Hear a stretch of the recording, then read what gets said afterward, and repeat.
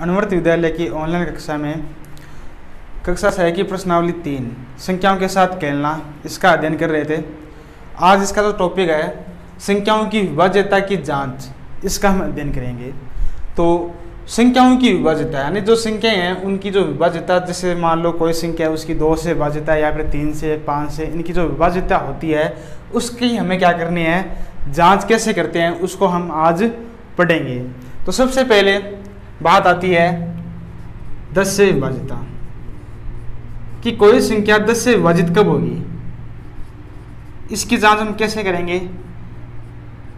जैसे मान लो 100 है, 20, 30, 50, ये सभी संख्या क्या होती है, अगर इन सभी संख्याओं में 10 का भाग लगाएं तो ये संख्या क्या होती है, पूरी पूरी विभाजित होती है। इसका मतलब ये जितनी भी संख्याएं हैं ये क्या होती है, 10 से विभाजित होती है या फिर 10 से विभाज्य होती है। तो कैसे चेक होती है 10 से विभाज्यता की जांच कैसे करते हैं, संख्या के अंत में या फिर संख्या के इकाई के स्थान पर 0 हो। जिन संख्याओं के इकाई के स्थान पर 0 होता है वह सभी संख्याएं क्या होती है, 10 से विभाजित होती है। फिर अगला है 5 से विभाज्यता कि कोई संख्या 5 से विभाजित पूरी पूरी कब होगी।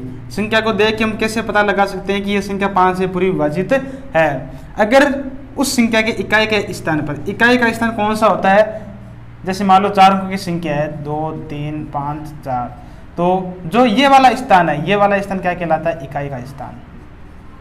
ठीक है। दूसरा जो स्थान होता है वो होता है दाई का। तो जो इकाई का अंक, जब जिस संख्या का इकाई का अंक अगर 5 और इकाई का अंक 5 व 0 हो, जिस संख्या का इकाई का अंक 5 और 0 होता है वह संख्या 5 से क्या होती है, विभाजित होती है। फिर आगे इसी प्रकार 2 से विभाज्यता कि कोई संख्या 2 से विभाजित कब होगी, अगर उस संख्या के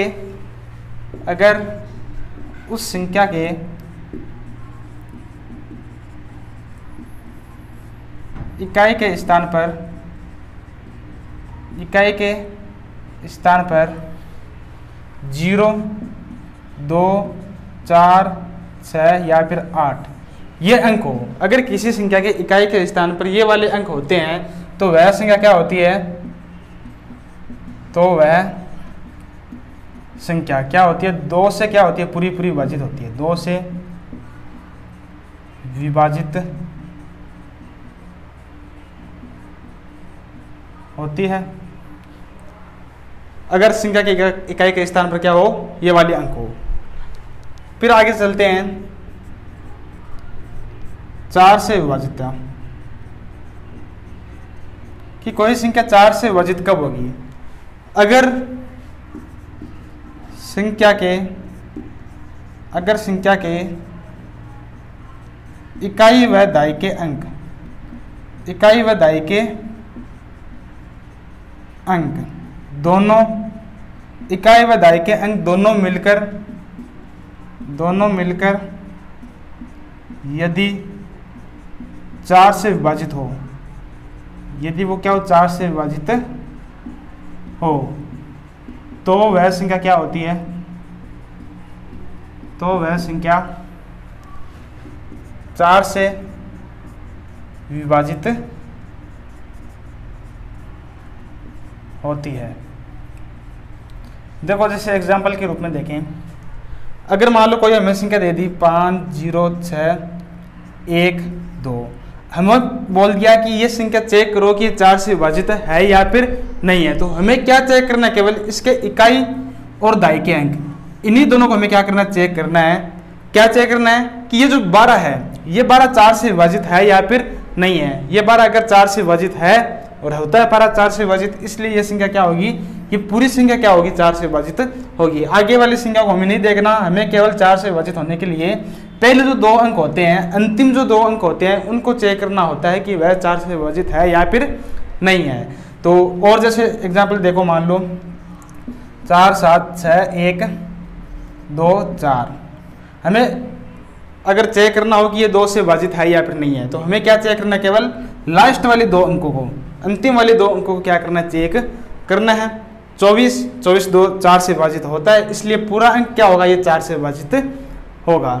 ये बात आई समझ में। अगर मान लो कोई संख्या इस प्रकार दे रखी है 3 2 3 2 2, हमें पूछ लिया ये 4 से विभाजित है क्या, तो अंतिम 2 अंकों को देखो, 22 के अंदर 4 का पूरा भाग जाता है क्या, नहीं जाता। तो ये संख्या भी क्या नहीं होगी, 4 से विभाजित नहीं होगी। जिस प्रकार ये है 4 से विभाजित, ये लेकिन 4 से विभाजित नहीं होगी।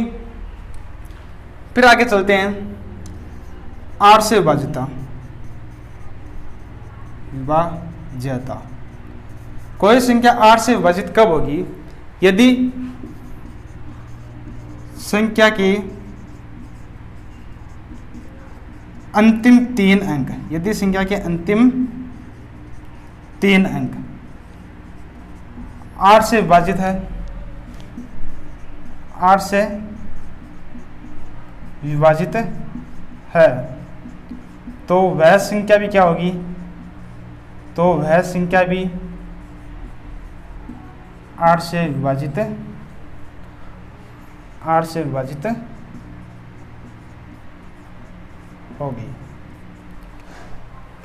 देखो, अगर कोई एक संख्या है, जैसे मान लो 216, यहाँ पर 13 का 5, अगर हमें पूछ ले कि ये संख्या 8 से विभाजित है, तो हम पूरे के अंदर 8 का भाग नहीं लगाएंगे, हम सीधा चेक कैसे करेंगे, केवल अंतिम 3 अंकों को चेक करेंगे कि 216 में 8 का पूरा भाग जाता है या फिर नहीं जाता। तो 216 के अंदर जब हम मान लो 8 का भाग लगाते हैं, तो क्या होता है, कितने बार भाग जाएगा, 8 दूनी 16,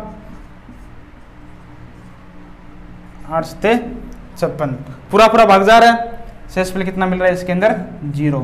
तो कहने का मतलब कि अंतिम के जो 3 अंक है, इसके अंदर 8 का पूरा भाग जा रहा है, इसलिए ये पूरी की पूरी संख्या भी क्या होगी, 8 से विभाजित होगी।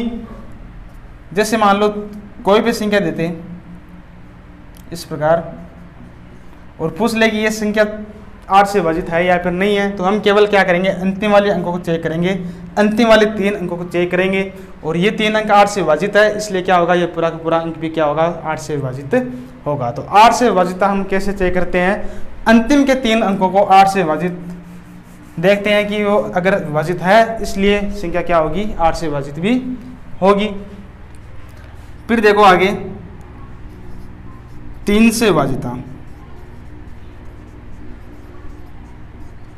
कोई संख्या 3 से पूरी विभाजित कब होगी, अगर दी हुई संख्या के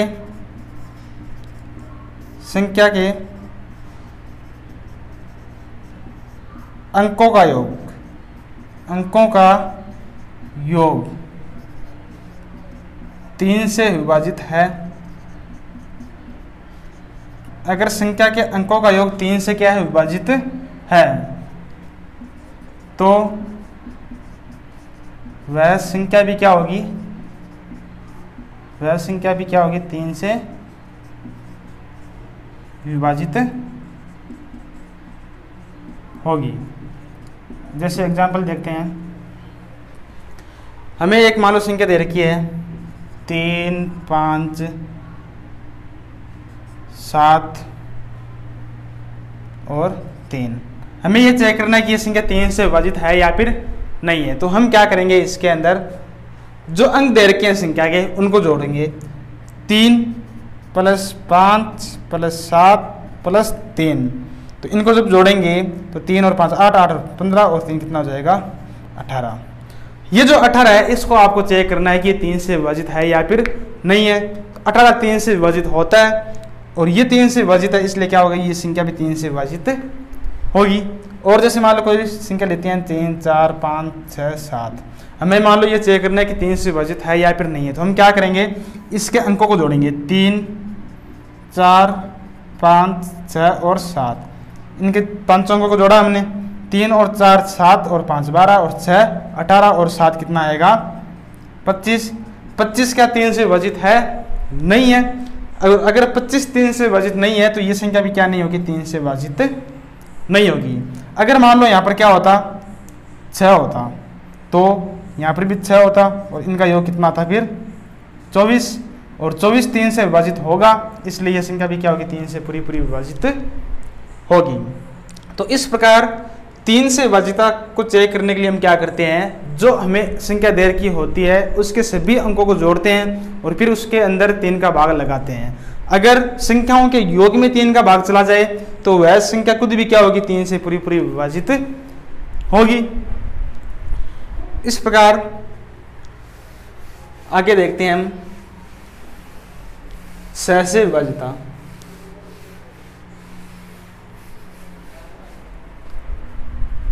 से विभाज्यता कि कोई संख्या 6 से पूरी विभाजित कब होगी। फिर जो 6 होता है हम इसको 2 गुणा 3 के रूप में लिख सकते हैं। तो कहने का मतलब क्या है कि जो संख्या 6 से विभाजित होगी वह संख्या 2 और 3 से भी क्या होगी, पूरी पूरी विभाजित होगी। तो हम क्या लिखेंगे, जो संख्या 2 व 3 से पूरी पूरी विभाजित होती है, या फिर 2 और 3 से विभाजित होती है, वह 6 से भी क्या होती है, विभाजित होती है। तो देखो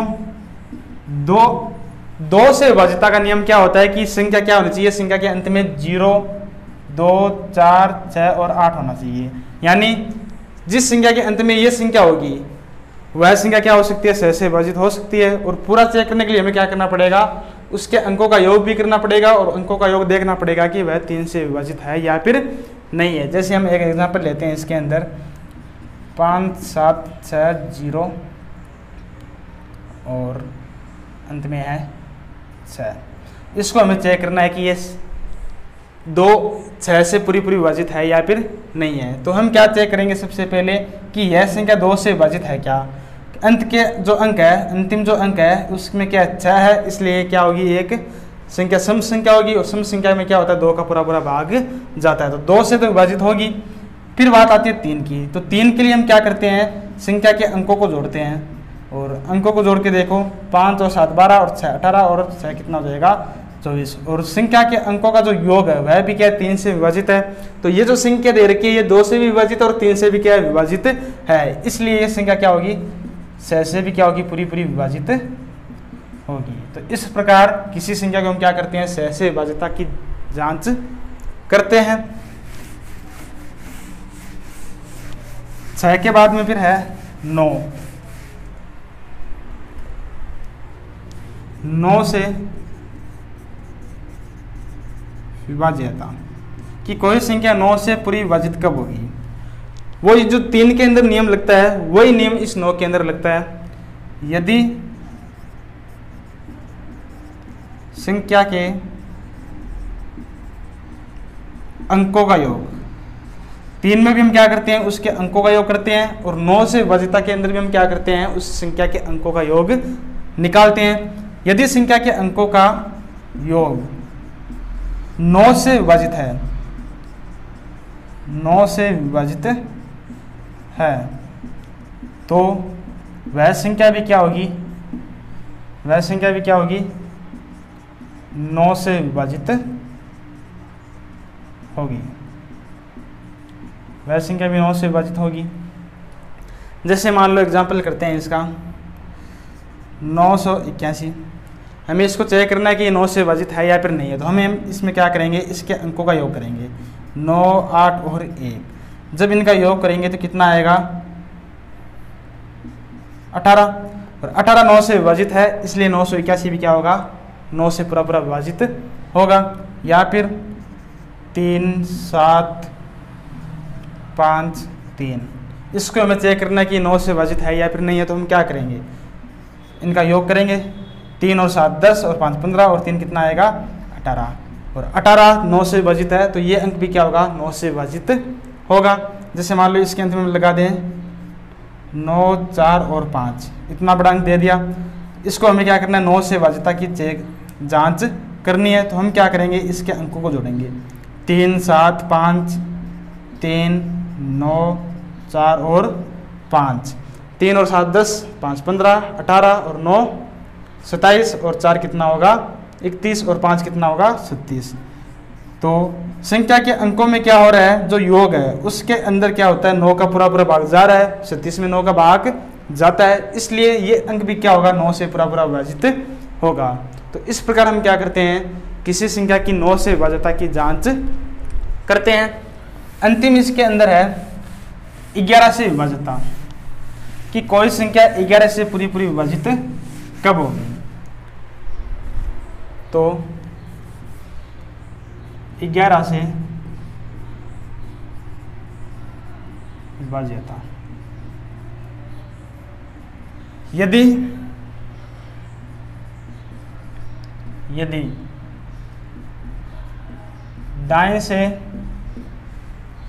दाएं से एकांतर अंकों का योग बाकी अंकों के योग के बराबर या 11 के या तो उनके बराबर हो या उनका अंतर 11 से विभाजित हो, 11 से विभाजित हो, तो वह संख्या 11 से विभाजित होती है, 11 से विभाजित होती है। अब देखो कहने का मतलब क्या उसको समझते हैं। जैसे मान लो 1 3 3 1, ये अंक हमें दे रखे हैं, हमें जांच करना है कि ये संख्या 11 से विभाजित है या फिर नहीं है। तो हम क्या करेंगे, दाएं से हम क्या करेंगे, एकांतर अंकों को जोड़ेंगे। कैसे, जैसे मान लो ये संख्या ली तो इसके अंदर कौन सा अंक जोड़ेंगे हम, 1 छोड़कर आगे वाला ये, फिर यहाँ पर एक अंक छोड़ेंगे, आगे कोई संख्या नहीं है तो कोई संख्या नहीं जोड़ेंगे। तो 1 और 3 को जोड़ेंगे, कितना आएगा 4, बाकी जो अंक है उनको जोड़ो, कितना आएगा 4। तो ये दोनों आपस में क्या है, बराबर है, और बराबर है इसलिए ये संख्या क्या होगी, 11 से पूरी विभाजित होगी। और जैसे एग्जाम्पल देखते हैं इसके, जैसे मान लो अंक दे रखा है 61809, हमें इसको चेक करना है कि ये 11 से विभाजित है या फिर नहीं है। तो हम क्या करेंगे, दाएं से चलेंगे, एकांतर रूप से हम क्या करेंगे, अंकों को जोड़ेंगे। तो अगर मान लो मैंने पहला अंक लिया तो इसके साथ में फिर तीसरा लेना है, फिर 5वां, इन अंकों को जोड़ो, 6 8 और 9 यही अंक है, इनको जोड़ने पर देखो कितना आएगा, 17 और 6 कितना हो जाएगा 23। फिर देखो बाकी जो अंक बचे उनको जोड़ो, 1 और 0, 1 + 0 कितना आएगा 1 आएगा। अब देखो हमें क्या करना है, पी जो ये इनका योग आ रहा है वो समान तो नहीं है, कोई बात नहीं, हम फिर क्या करते हैं उनका अंतर निकाल के देखते हैं। 23 और ये जो ऊपर वाला योग आया 1, इसका अंतर निकाल के देखो, 23 और 1 को जब हम घटाएंगे तो कितना मिलेगा 22। इसको हमें क्या देखना है कि यदि उनका अंतर 11 से विभाजित है, क्या ये 22 11 से विभाजित है, ये 22 11 से विभाजित है, और विभाजित है इसलिए क्या होगा, वह संख्या भी क्या होगी 11 से विभाजित होगी। तो कहने का मतलब यह संख्या भी क्या होगी 11 से विभाजित होगी। तो हमें एकांतर संख्याओं को जोड़ना है, और यदि उनका योग बराबर हो या फिर वो जो उनका अंतर आए, उन संख्याओं का जो योग आए एकांतर रूप से, उनका जो अंतर आए वह भी अगर 11 से विभाजित हो तो वह संख्या खुद भी क्या होती है 11 से विभाजित होती है। एक तरीका तो यह हो गया। एक तरीका और होता है, जैसे मान लो यह संख्या है, अब इस संख्या को क्या करो आप, एक संख्या को तो +1 से गुणा करो, एक को -1, फिर एक को +1 और एक को किससे करो -1 से गुणा करते हैं, और फिर उन सभी को जोड़ देंगे। तो 1 × -1 -1, 3 × +1 +3, 3 × -1 -3, 1 × +1 कितना आएगा +1।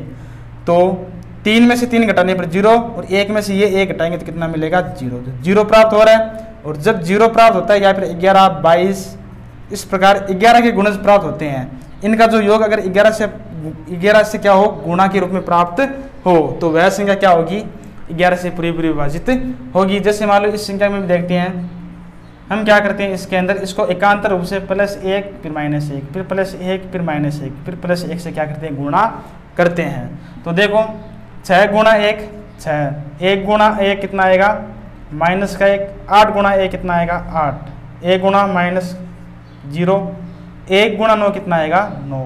इनको जोड़ने पर कितना मिलेगा 6 और 8 14, 14 और 9 कितना हो जाएगा 23 और ये कितना आएगा -1। इनको जब पूरे को जोड़ेंगे तो कितना मिलेगा 22।